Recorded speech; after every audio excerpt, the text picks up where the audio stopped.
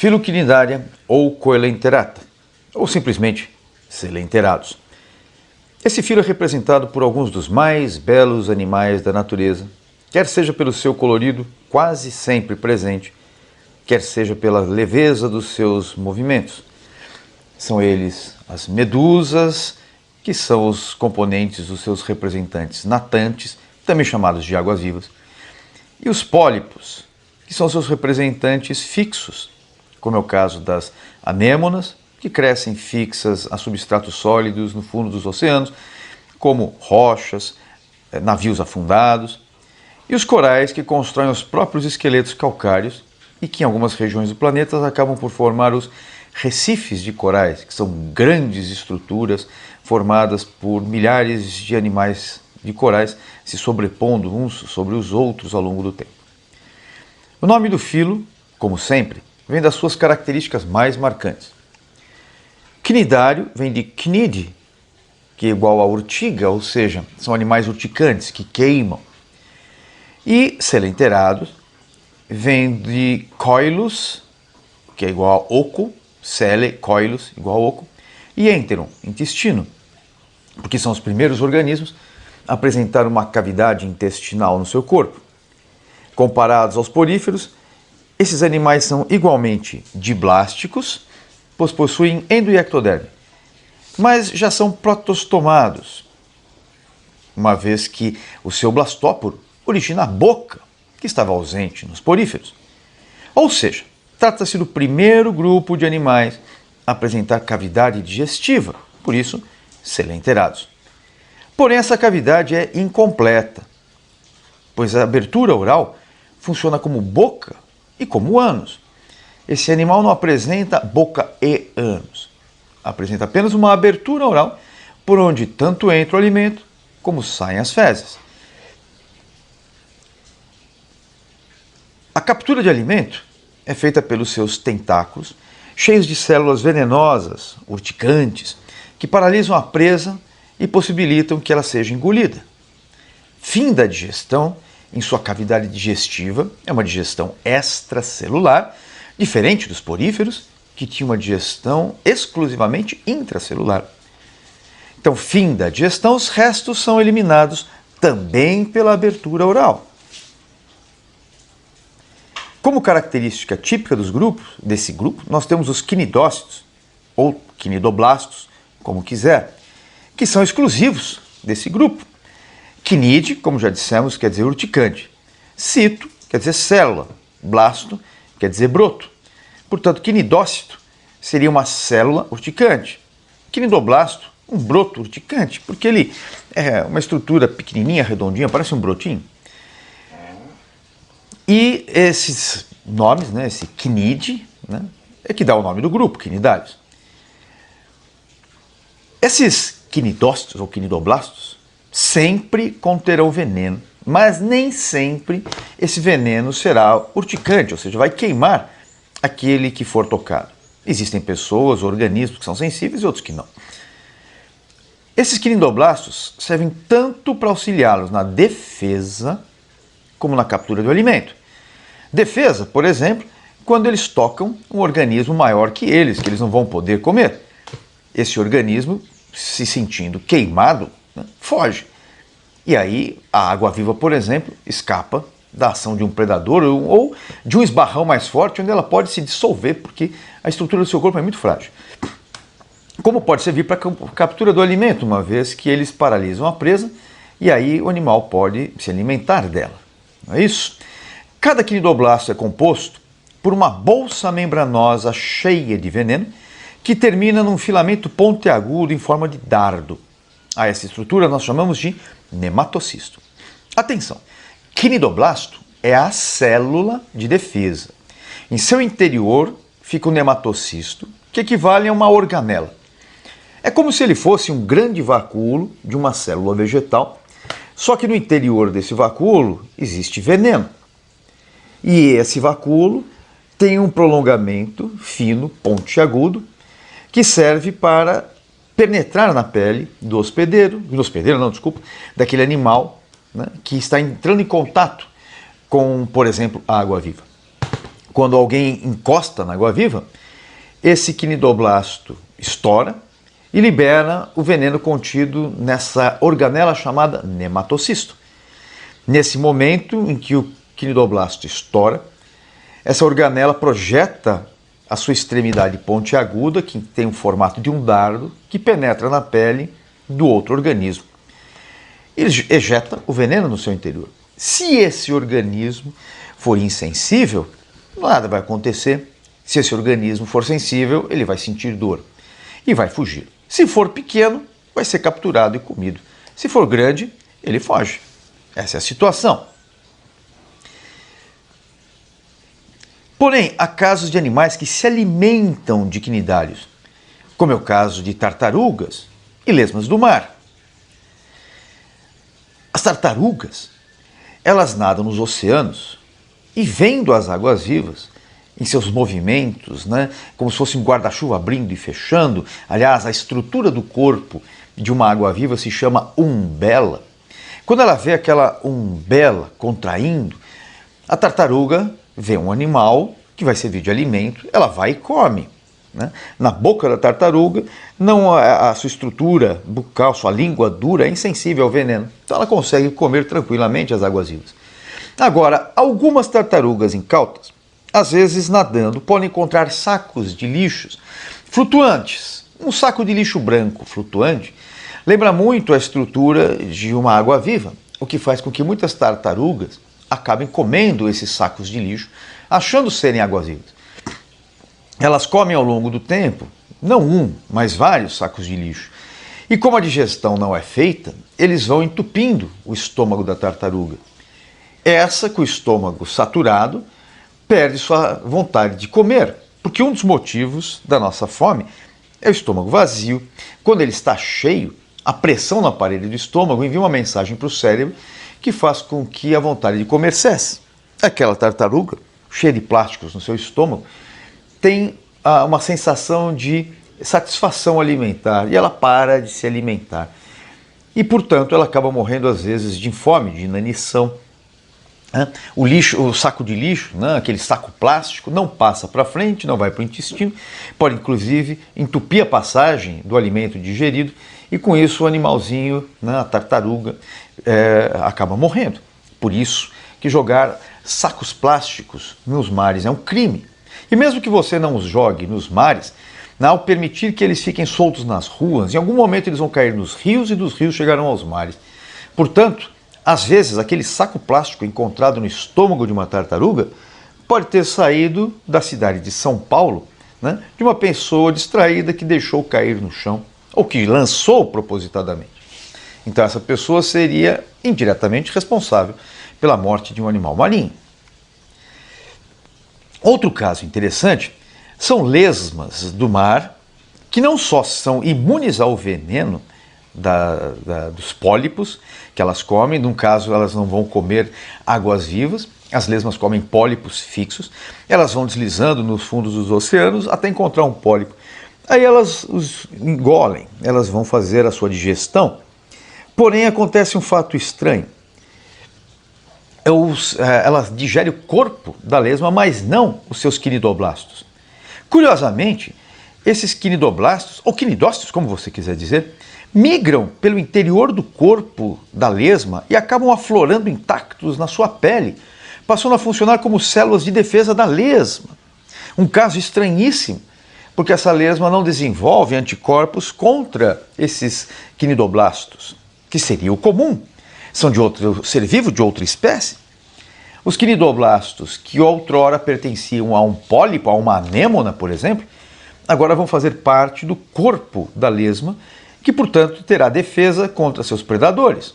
Eles não servirão para que ela capture alimento, mas evitarão que ela seja atacada por outros predadores que agora vão queimar suas bocas ao tentar pegá-la. O reino animal é mesmo fantástico. Ou seja, a lesma é predadora do pólipo, mas acaba ganhando suas células. Trata-se de uma relação de predação, tá? Não é uma cooperação, nem um mutualismo, uma vez que o pólipo é morto. Poderia ser considerado uma cooperação ou um mutualismo se ambos permanecessem vivos. como o pólipo é comido, trata-se de uma predação. Além disso, os selenterados são os primeiros animais a apresentar tecido sensorial, tecido nervoso e tecido muscular, ambos ausentes nos poríferos, e que não apresentam, né, que se vocês se lembrarem, tecidos verdadeiros. Olha que curioso, uma água-viva já tem tecido sensorial. O tecido sensorial estimula o tecido nervoso e o nervoso estimula o tecido muscular. Portanto, nesses animais já existe reflexo. Se você cutucar um pólipo, a informação coletada pelo tecido sensorial passa para o tecido nervoso, que estimula o tecido muscular. E esse pólipo contrai o seu corpo, enfiando-se na anêmona, enfiando-se na areia. Se for um coral, ele se esquiva enfiando-se dentro da sua, entre aspas, caixinha onde ele mora, do seu barrilzinho onde ele mora, que é o seu exoesqueleto. Portanto, temos aqui um avanço fantástico. Porém, seu tecido nervoso forma uma rede difusa, homogeneamente espalhada pelo corpo, sem haver uma região de centralização equivalente a um cérebro. Ou seja, esses animais têm neurônios espalhados pelo corpo todo, como no nosso caso. Porém, nossos neurônios se conectam a uma região central, que seria o cérebro, onde as informações são coordenadas. No caso dos selenterados, isso não acontece. Portanto, ele tem reflexos. Se você cutucar numa água-viva, ela foge. Se você cutucar num pólipo, ele encolhe o corpo. Porém, esses reflexos serão muito primitivos, mas suficientes para que o animal sinta a presença do alimento e se desloque em sua direção, ou fuja se ele tiver sensação de perigo. Capturado o alimento, é feita a digestão. Feita a digestão, os nutrientes se difundem por todo o corpo, naturalmente, sem haver um sistema circulatório, que ainda não está presente. O alimento difunde pelo corpo e esses nutrientes agora são aproveitados. Ao final, são produzidas excretas e elas são eliminadas por difusão pela superfície do corpo, pois ainda não há no grupo qualquer tipo de estrutura excretora. Como esses organismos são aquáticos, exclusivamente aquáticos, não há nenhum representante terrestre nesse grupo, a excreta nitrogenada produzida é a mais simples de todas, a amônia. Não há motivo algum para que seja produzido algum outro tipo de excreta, como ureia ou ácido úrico, que são menos tóxicas. Uma vez que vivendo no mar, a amônia, que é extremamente tóxica, pode ser eliminada continuamente por simples difusão. Ureia e ácido úrico, excretas mais bem elaboradas, só vão surgir milhões de anos depois, quando surgirem estruturas como o fígado, capaz de metabolizar a amônia tóxica, convertendo-a em algo menos tóxico, como ureia e ácido úrico. Quando surgir esse, entre aspas, fígado, ele vai possibilitar aos poucos que os organismos aquáticos façam a transição para o meio terrestre, onde a falta de água exige a produção de excretas menos tóxicas, cuja eliminação exija menor volume de água perdido pelo corpo. Em organismos aquáticos em geral, a grande maioria deles, a excreta nitrogenada é a amônia, a mais simples de todas, não precisa ser metabolizada, convertida em algo menos tóxico, uma vez que o organismo estando na água pode eliminá-la continuamente, já que perder água não lhe é um problema. A grande maioria de seus representantes, medusas, corais, anêmonas, é marinho, mas há um representante de água doce bem conhecido, as pequenas e delicadas hidras, que de tão pequenas dificilmente podem ser vistas a olho nu. Se você quiser encontrar uma hidra, teria que ir num lago, por exemplo, procurar folhas caídas, flutuantes ou pequenos galhos, fazer uma raspagem, colocar num recipiente de vidro e aí com uma lupa tentar observá-las. Elas são pequenininhas, da ordem de milímetros, mas são verdes, elas são verdinhas. Tá? Então, e tem um movimento muito curioso, porque elas se locomovem dando cambalhotas.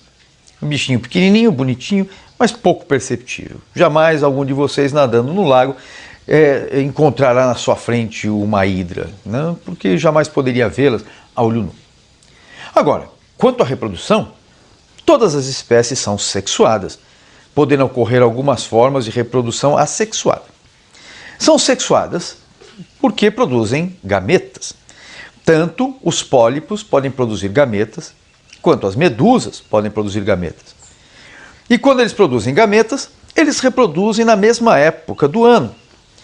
Soltam seus gametas na água, os espermatozoides fecundam o óvulo e são formadas larvas. Essas larvas agora vão se desenvolver, sofrendo metamorfose, até formar o organismo adulto. Como há uma larva e essa sofre uma metamorfose para formar o organismo adulto, nós dizemos que o desenvolvimento é indireto. Quando o organismo já nasce pronto, seja de um ovo, seja do interior da sua mãe, nós falamos em desenvolvimento direto. Agora, existem também formas de reprodução assexuada nos selenterados, como é o caso do brotamento, visto, por exemplo, nas hidras e em alguns corais, em que o corpo do animal começa a desenvolver um brotinho. Este brotinho vai crescendo e em algum momento se destaca do corpo da sua mãe. No caso dos corais, o organismo vai se desenvolvendo e aos poucos o corpo vai se partindo em dois, até formar dois pólipos lado a lado. Não importa, daquele corpo nasceu outro, por isso de um corpo brotou outro. Então nós falamos em brotamento. Existe uma outra forma de reprodução assexuada chamada estrobilização, onde o corpo do organismo vai se fragmentando. Pedaços vão se soltando e formam outro ser vivo. Isso é bastante comum em alguns selenterados, cujo pólipo se fragmenta. A parte superior do seu corpo, onde estão os tentáculos, se secciona. Então, no caso, há uma fragmentação do corpo. Esse caso é chamado de estrobilização. E ainda há uma terceira forma reprodutiva muito interessante, chamada alternância de gerações. O que é que nós chamamos de alternância de gerações? São formas reprodutivas onde se alterna uma geração sexuada, produzindo gameta, e uma geração assexuada, que pode se formar por estrobilização ou brotamento. Isso acontece em alguns selenterados, onde nós temos a alternância de uma forma sexuada de medusa e uma forma assexuada de pólipo. Interessante. Normalmente, pólipos originam pólipos e medusas originam medusas. Nas alternâncias de gerações dos selenterados, nós teremos medusas originando pólipos e pólipos originando medusas. Preste atenção, as medusas são sempre sexuadas. Os pólipos é que podem apresentar formas sexuadas e assexuadas, mas as medusas são sempre sexuadas. Nessas alternâncias de gerações, o que nós teremos? Uma medusa macho produzindo espermatozoides, uma medusa fêmea produzindo óvulos. Os gametas são lançados na água e você terá uma fecundação externa, formando uma larva que sairá nadando no oceano até encontrar um substrato fixo, por exemplo, uma rocha. Esse animal, então, essa larva, fixa-se na rocha e vai sofrer uma metamorfose, originando um pólipo. Esse pólipo originado de uma fecundação, portanto originado com reprodução sexuada, ou seja, vindo de variabilidade genética.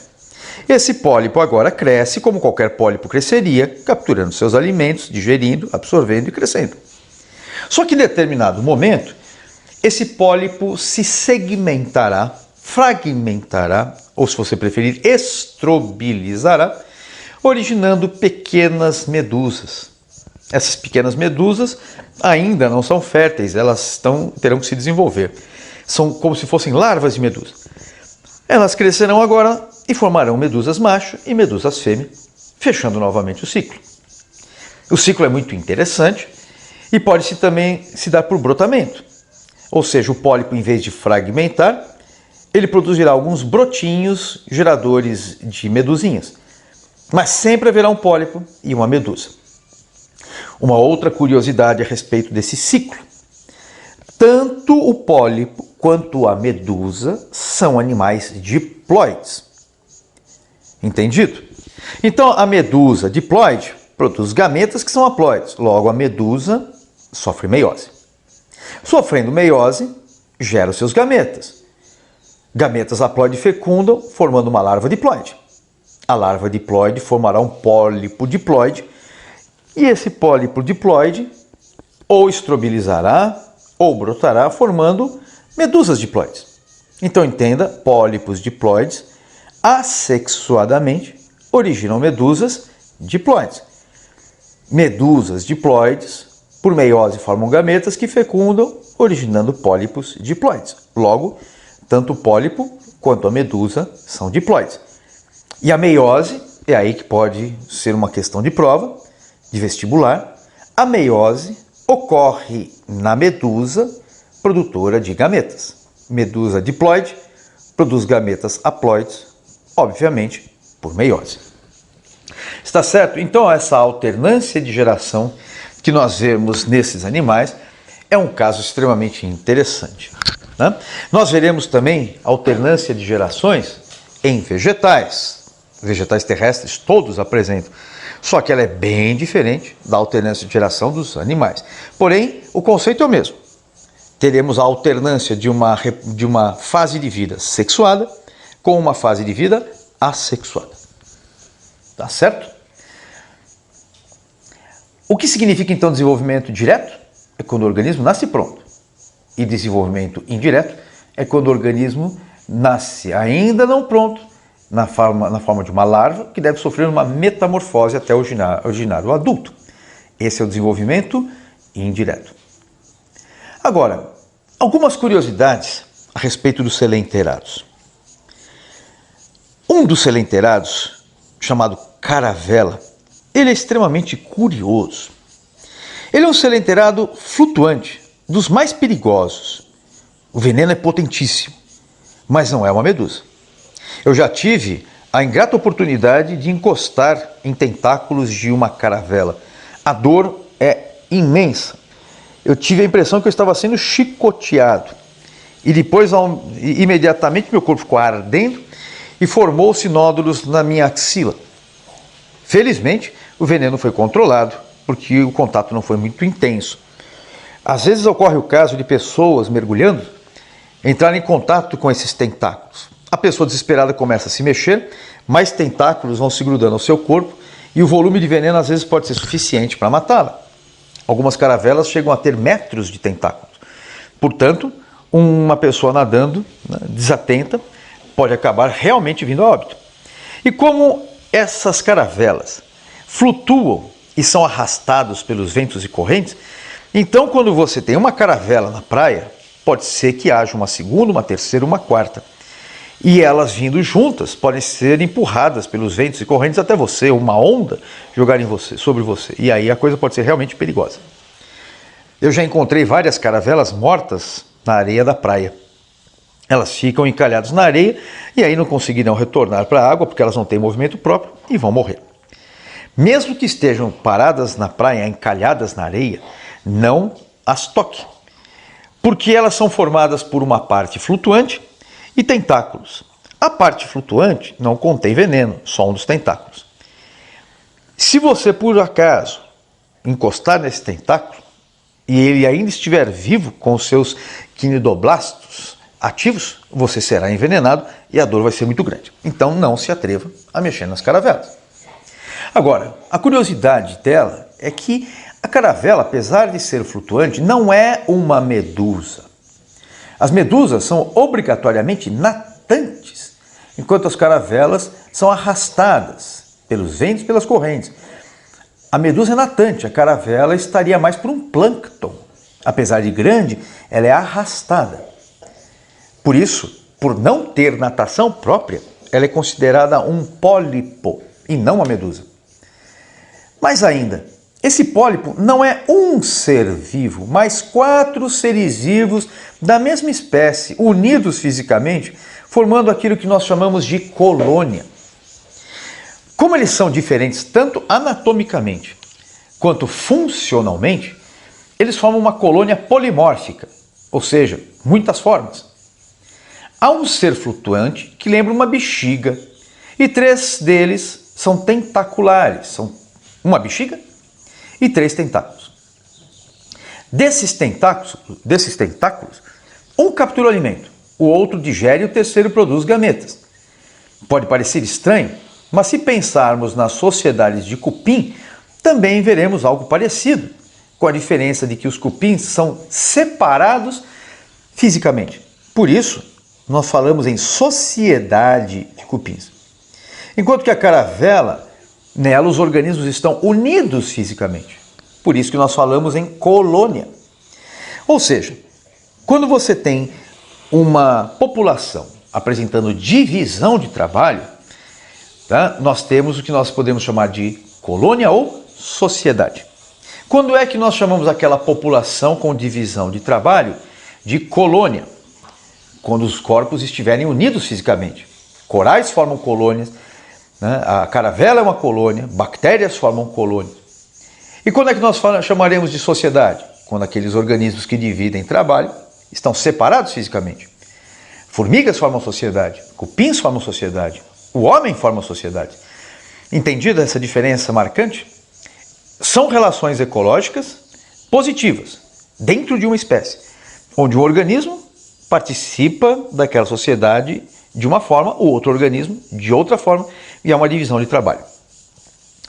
No caso das caravelas, essa colônia é polimórfica porque nós temos várias formas distintas. No caso do cupim, é uma sociedade polimórfica porque temos formas distintas. Na espécie humana, nós temos uma sociedade monomórfica. Um engenheiro não tem cara de engenheiro, um médico não tem cara de médico, um pedreiro não tem cara de pedreiro. Por isso somos anatomicamente semelhantes, então uma sociedade monomórfica.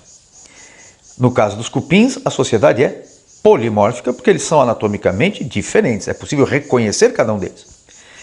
No caso das caravelas, é uma colônia, unidos, polimórfica, porque cada componente, bexiga e tentáculo, tem anatomias diferentes. No caso do coral, ele também é um conjunto de seres vivos, formando aí uma colônia, só que são todos eles iguais, quando da mesma espécie, todos iguais, portanto uma colônia monomórfica. Tá? Agora, outra curiosidade a respeito dos corais é que eles fazem fotossíntese. E aí você vai me dizer, como assim? Eles são animais, como eles podem fazer fotossíntese? Bom, é que a superfície do corpo dos quinidários, entre aspas, a sua pele, não posso falar pele em quinidários ainda, mas a superfície do corpo é muito delicada e transparente, permitindo a passagem de luz. No interior dos pólipos do coral, vivem algas unicelulares que se aproveitam da transparência do pólipo para fazerem fotossíntese. Como a maioria dos pólipos de corais são muito pequenos, não passando de milímetros, são pouco eficientes na captura de alimento. Sendo assim, a fotossíntese lhes garante os nutrientes orgânicos iniciais de que ele precisa. Como assim nutrientes orgânicos iniciais? A fotossíntese produz glicose, ele aproveita essa glicose. E com a glicose, ele fará tudo o que ele precisa para se desenvolver. A glicose, lembrem-se, tem apenas carbono, hidrogênio e oxigênio. Porém, o coral vive em águas ricas em nutrientes minerais. Absorvendo os nitratos da água, os fosfatos da água, ele agora poderá fazer todos os outros compostos orgânicos de que ele precisa, como aminoácidos para as proteínas, o fósforo para a formação de DNA, RNA, ADP, ATP.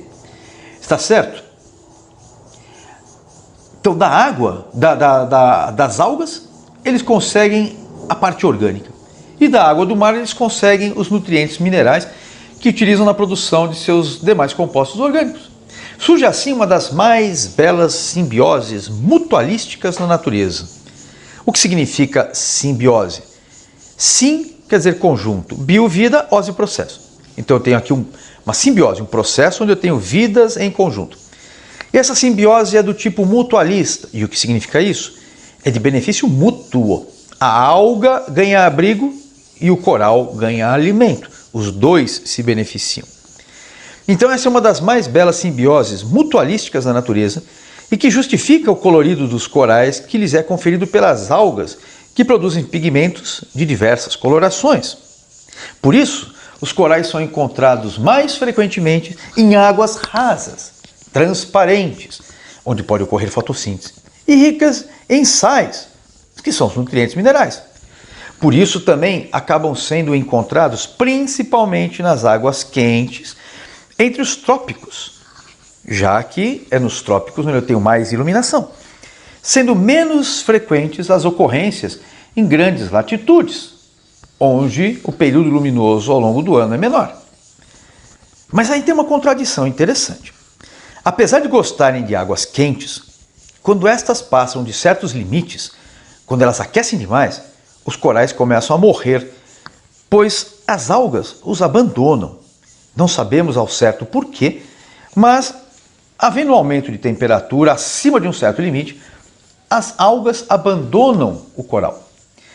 Sem a fotossíntese, eles perdem seu colorido oriundo das algas e morrem. Esse fenômeno é conhecido como branqueamento dos corais. Esse fenômeno ocorre naturalmente, não é ação humana, com mais frequência nos períodos de El Niño, quando a temperatura das águas do Pacífico se aquecem por motivos ainda desconhecidos e que não tem a ver com a ação humana, como já disse. Apesar de muitos atribuírem o clareamento dos corais ao aquecimento global. É fato que os corais sofrem pela ação humana, uma vez que a maior parte dos arrecifes de corais ocorre em regiões rasas, uma vez que a luz é que garante a fotossíntese, ocorre em regiões rasas, próximas aos continentes e ilhas, onde há cidades lançando poluentes. Então muitos corais morrem pela ação de poluentes lançados pelo homem. Outros pelo pisoteamento, pois turistas passeiam nessas praias e pisoteiam arrecifes de corais próximos à costa.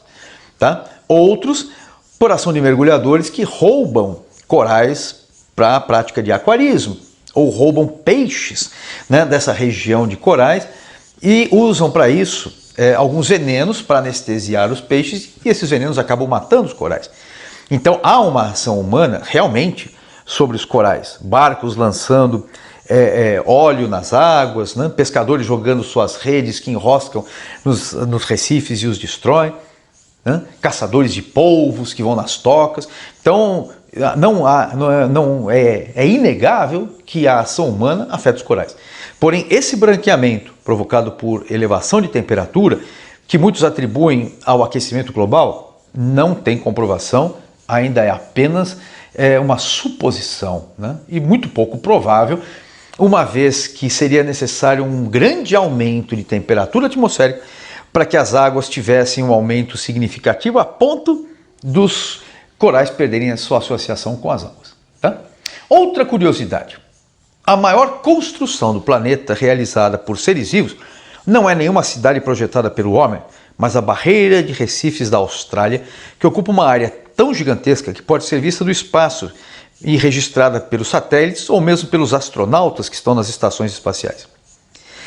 Ela, assim como qualquer recife, foi construída ao longo de milhares de anos por inúmeros corais que cresceram, morreram e foram sobrepostos por outros e assim sucessivamente até chegarmos aos dias atuais. No Brasil, eles predominam no litoral nordestino, que tem águas quentes e transparentes. Não há muitos rios lançando sedimentos que turvem suas águas. Um desses recifes forma uma longa e estreita barreira ao longo da cidade do Recife, que por isso recebeu esse nome. Essa longa barreira cria uma região de águas calmas em frente à cidade de Recife, o que possibilitou a formação de portos. Então, quando nós temos condições como essas, uma barreira, né, de corais à frente de uma cidade, criando uma zona de águas calmas, é muito comum que nessa região você tenha a construção de portos, que obviamente acabam levando à destruição dos recifes e dos animais que nele vivem. Por serem estruturas rígidas, os recifes de corais permitem a fixação de algas.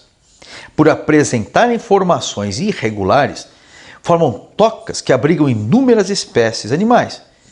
Por serem coloridos, permitem que inúmeras espécies animais se mimetizem e camuflem, escondendo-se tanto de seus predadores como de suas presas. Por tudo isso, onde houver recifes de corais, haverá uma grande biodiversidade. Para concluir, o filo é dividido em 3 classes, que citaremos apenas por curiosidade. Não há muita importância em vocês lembrarem quais são as classes do filo selenterado. Importa saber o filo. Se você lembrar das classes, tudo bem, mas não vai fazer diferença. Apenas saiba que, como todo ser vivo, existirá dentro do filo classes que terão ordens e famílias e gêneros e espécies e assim por diante. O sistema de classificação é universal.